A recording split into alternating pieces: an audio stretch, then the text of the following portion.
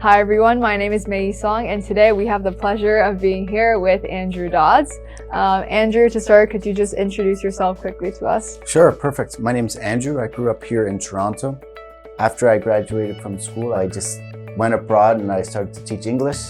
So I went to a whole bunch of different countries. So that was really a fantastic chance for me to get out and see the whole world. And I had such a fond love and such a wonderful appreciation for China. I keep going back there and I travel there all the time, and I plan to keep doing so.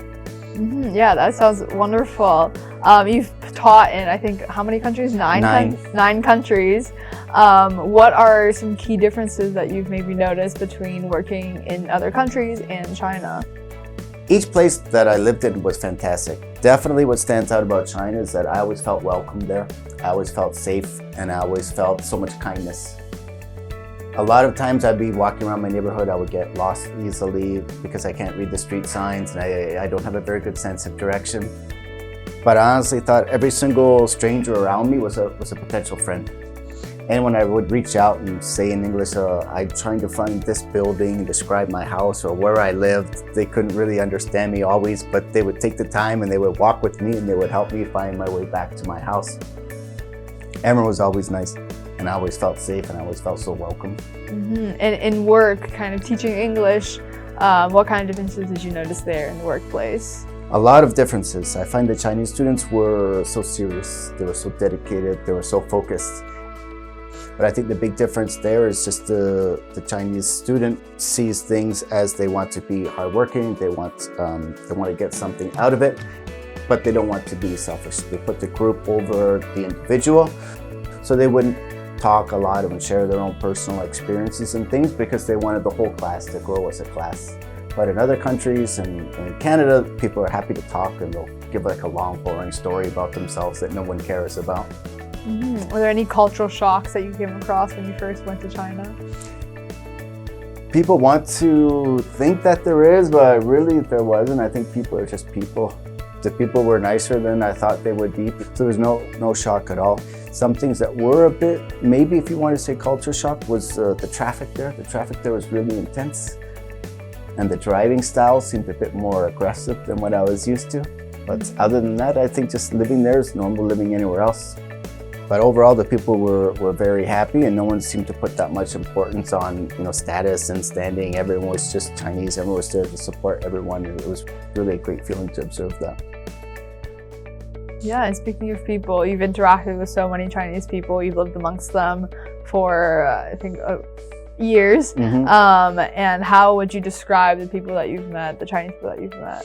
Super friendly, super giving, and even if you do, take the stereotype that a lot of Western people have that China is a super rich and super powerful country. You have to look at how generous people are. When I was back in China, people invited me to go to their houses for Chinese New Year.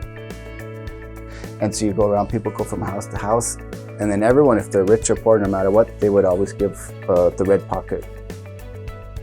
Everyone's always welcome in everyone else's house. This is the meal that I have, everyone's welcome. You just don't see that in most cultures, in most countries, the giving and the sense of community. Absolutely. And you mentioned growth and development. How would you see, or how have you seen China's growth and development over the past few decades? I think if you look back to the 1990s, you'll see the average GDP per capita was under $1,000 per person per year. If you look at it now, it's over $10,000. Per person per year. I think that's just incredible.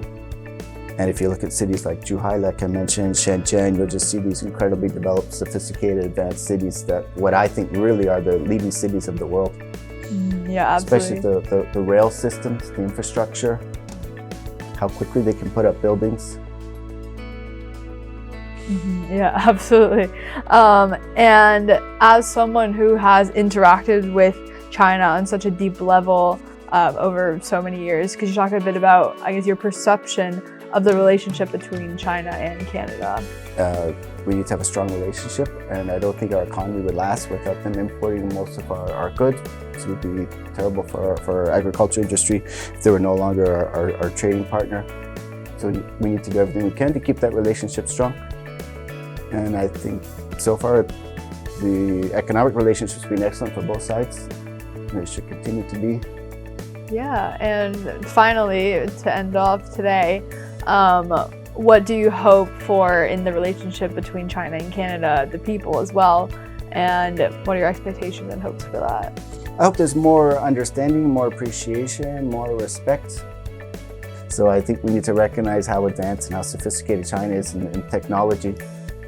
And hopefully we can have a good partnership with technology as well with China, and we can learn from them. Yeah, absolutely.